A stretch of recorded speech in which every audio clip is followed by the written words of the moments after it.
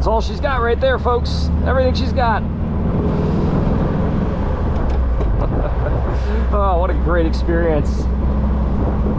Not much of a performance machine, but man, there's a quirky cool factor here. You just you don't really get anywhere else. That's for sure.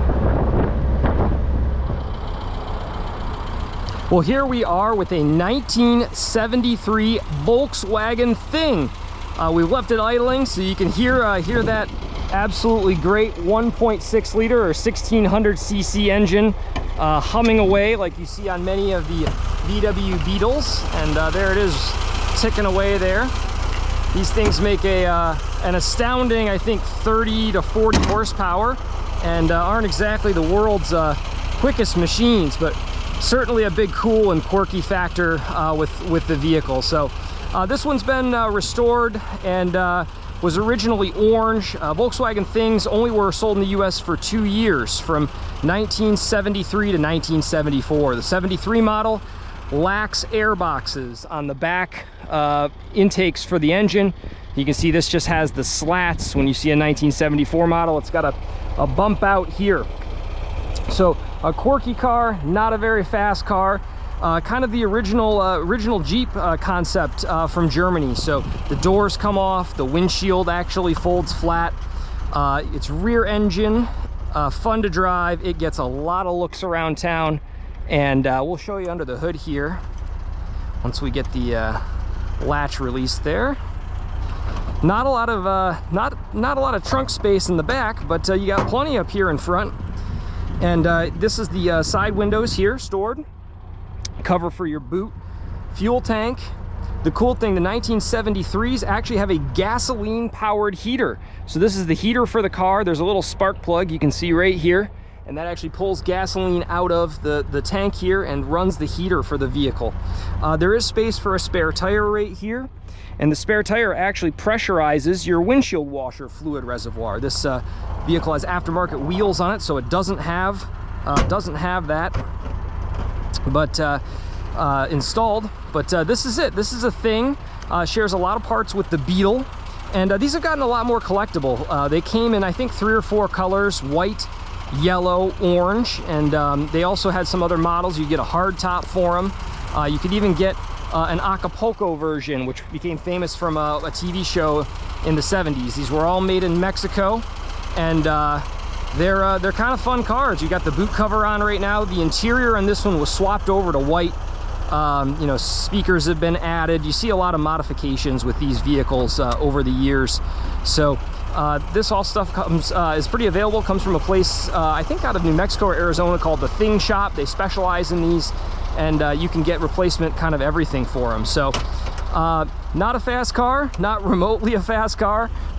This was an option. This wood steering wheel is pretty uncommon.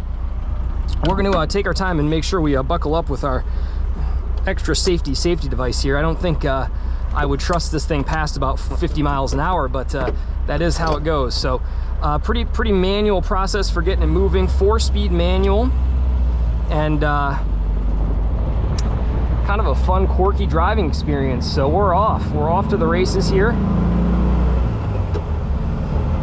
I would say 0 to 60 in about 10-12 minutes overall, but you know, that's not really the point here. The point is to go out in this kind of cool open air car, rear drive, 4-speed, get a little wind in your hair, maybe put the windshield down and cruise around. Look at that, I already got my arm hanging out the window. I've barely gone anywhere.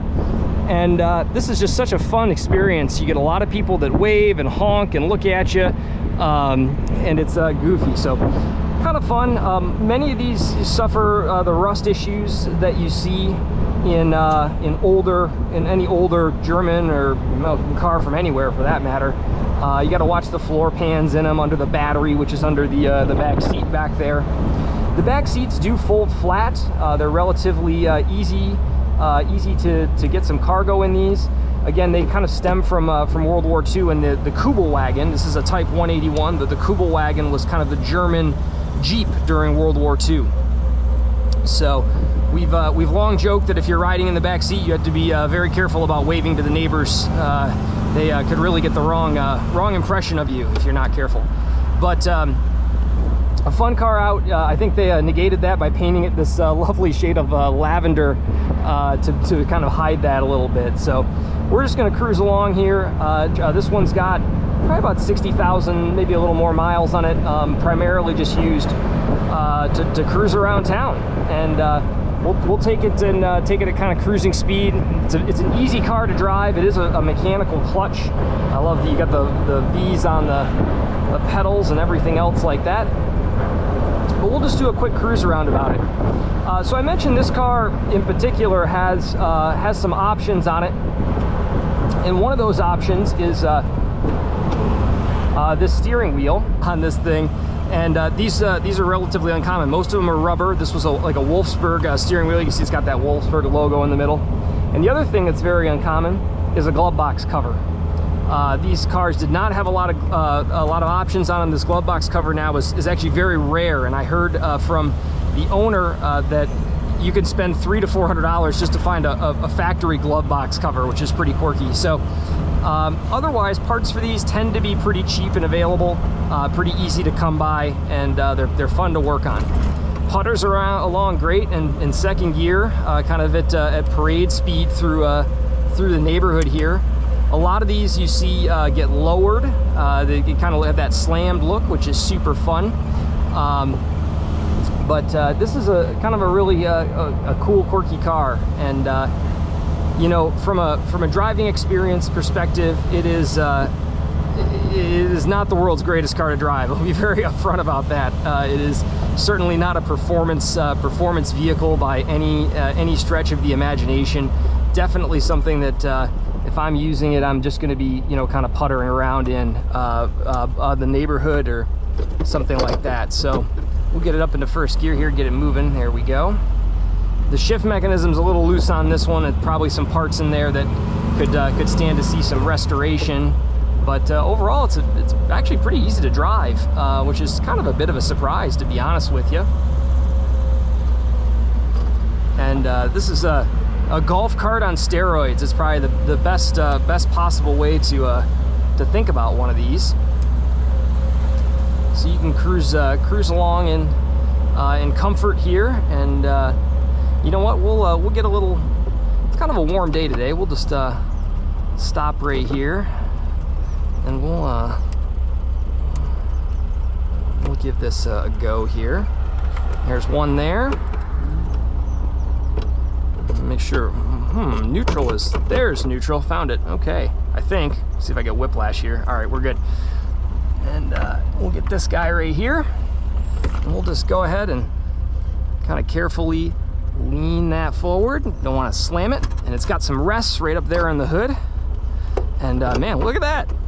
Should have brought my goggles for driving this thing, but oh, we're still in neutral. Yeah, this shift mechanism could use a little love. There's first gear.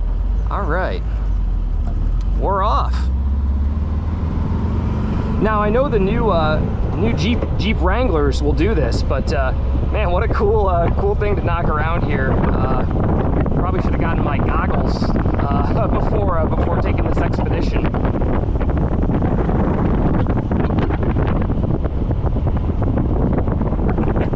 This is just ridiculous, and I absolutely love it.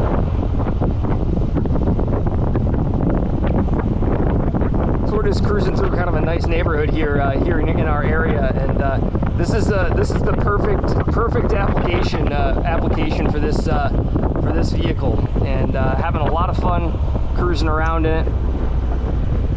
And man, what a blast! So it's got good power in second gear. Climb this hill here, no problem. It's geared pretty well. Third gear seems like a real gap, and I don't think fourth gear in these is a true overdrive. So probably getting a little bit of wind noise here, so apologies for that. But what an experience! So these go in the used market. I've seen really clean ones in the neighborhood of you know, almost $20,000 these days. I've seen ones that are in okay shape, good drivers, in the neighborhood of geez, probably, I don't know, $10,000 to $12,000, and rough ones go for, you know, kind of reasonably less than that. But all right, well, we'll just stop here and make sure we're in neutral. And how about we pull that windshield back up, or am I going to need to get out to do that? Yeah, I think I might need to jump out to do that. It's not quite enough leverage there for me to yank up on it. It's pretty heavy. This is all metal, and then this is all one piece of, oof, there we go, one piece of glass, and it's pretty substantial. But yeah, that's fun. You know, that's a new feature on the new Wranglers. You know, everyone's talking about is, oh, you can, if you really go crazy, you can fold the windshield down, and to me that's super super entertaining. There we go. It's actually okay. It's actually got quite a bit of leverage to it to keep it upright. I don't know if it really needs that, but cool. We'll just get it back into, oh, hold on.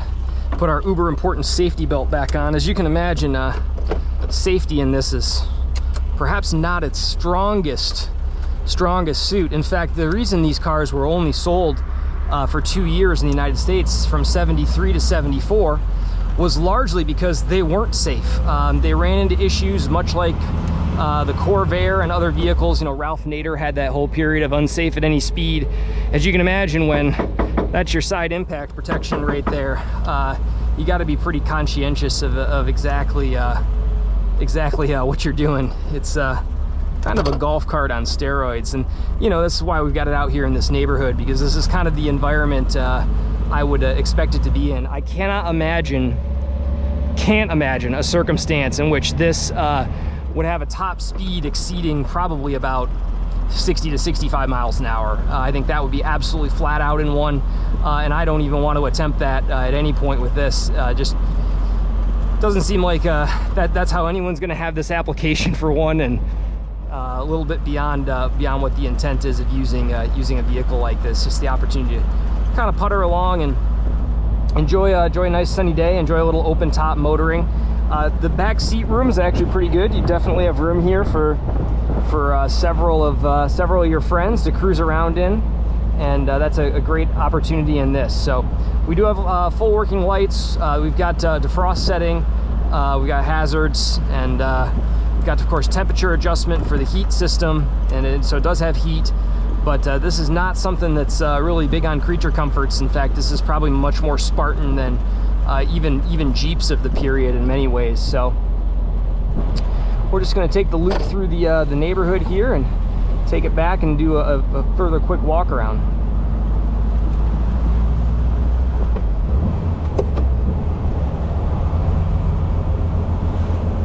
Get it down into second gear. Coast down there. Feel like the brakes leave a lot to be desired on this, but that's okay. Old cars are kind of like that. It is drum brakes the whole way around, but it is on the aftermarket Empi wheels. So the fun part about this is you're never if you did get a speeding ticket in it, I feel like you'd have a perfect legal defense, because you'd have to be trying. You know, that's just not really the point of it. And I think, you know, as car people, we often get into the habit of saying, oh, well, it's, you know, this is only the 600 horsepower model and I can get the 650. You know, Dodge has been absolutely guilty of that these days, right? This is the Demon, whatever, you know, super special XYZ 1200 horsepower model. And it's like, okay, man, well, you know, wasn't 1,000 enough? You know, how often do I get to exercise that? And this is absolutely a car that you're probably never going to be exercising that right foot demon in. So here we are, we're in second gear. That's flat out right there. This is it. This is all she's got. And it's just absolutely great. I think I'm going about 22 miles an hour. But this is just great fun. It's a great car to kind of cruise around in. The steering's not bad. You know, the thing I'll say about these, because they share a lot of parts with the Beetle, and you know, the Formula V world, I'm sure you could make this a much more performance oriented car. Probably make the handling a lot better, put more aggressive tires on it. I don't think I'd ever see one at the local autocross, but you know, you say that, and I've certainly seen Beetles at the local autocross, vintage Beetles out cruising around. They're by no means particularly quick, but they are an option. So one thing I also wanted to mention about this, one thing important to mention about this, is that it doesn't have power steering. I don't think any of these vehicles have power steering. That makes them a little bit more heft to get around at low speed, and that's just something to be cognizant of. I know as we collect vintage cars and we all get older, you know, this is obviously a manual without a lot of power assists, and then on top of that, it's a non-power steering vehicle. So it takes a little bit to get around, but nothing that's super scary by any stretch of the imagination. We've of course got our windshield wipers here and windshield wiper sprayer. So you know, you never know. I don't know how watertight these really are. These have side curtains. There's no power windows. They're up in front there, and they fit down into these slots there and there. So that's kind of how it all works. You can sort of make them watertight-ish, but I certainly wouldn't want to be out in a real rainstorm in one. They're, you know, quirky old cars, and that's just kind of the nature of the game.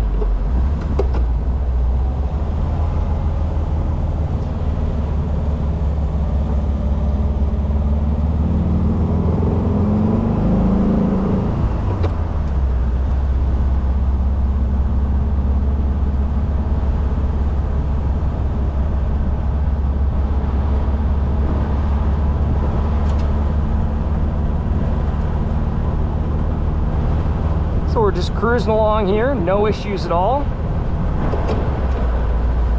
And now we're into fourth gear. That's actually pretty comfortable. All right, fantastic.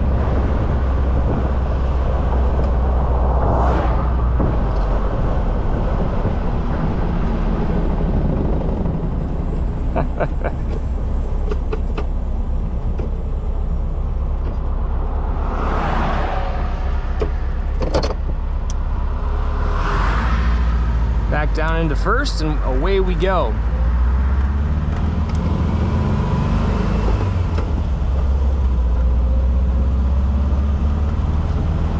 Definitely one of the less easy cars to drive.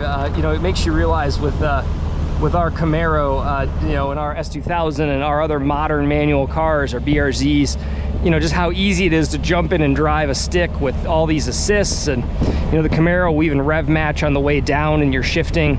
This is a much more mechanical experience. So good fun the whole way around, and glad you could join us for this. Let's see if she makes it. There we go. Should have downshifted to first. All right. Amazing. These things will just kind of roll right along. Absolutely great. What a great car to cruise around town in. Really has just a cool look to it. And we'll just we'll pause here for a quick overview, and we'll jump out. Apparently we weren't out of gear yet. My fault. This neutral is a little different than my 1LE. So we'll see if she fires back up here. There we go. All right. All right, am I gonna get whiplash? No, we're good. All right. So here's your door locks. So that's how you set the door locks on these. Pretty quirky, fun. The doors, obviously, you know, right here, this has a different pin in it that's got a lock nut on it, but the doors, just you push that back, and that allows you to index the doors right off the vehicle. And you know, you cruise around, no doors, no windshield, no top. Big golf cart. It's got decent Cooper tires on it. These Empi wheels are fun. The chrome really pops in that light. And you know, what a great little car. This is just kind of a cool, vintage, unusual vehicle. Simple to work on, simple to run, parts are plentiful. What a great vintage car to have. And you know, we make fun of it. Everybody wants a hot rod, or you know, wants something that makes 1,000 horsepower, but man, this has got a fun factor to it that I think you're just not going to get anywhere else. It's a quirky, weird car, and the world does not have enough of those. Car people love this sort of thing, and if you've got questions about it, we're more than happy to answer them. Drop them in the chat. We've got pretty decent experience with these cars. Drop them in the comments, and Feel free to like and subscribe. We here at Just Car People Things appreciate you you tuning in to check out this 1973 Volkswagen Thing.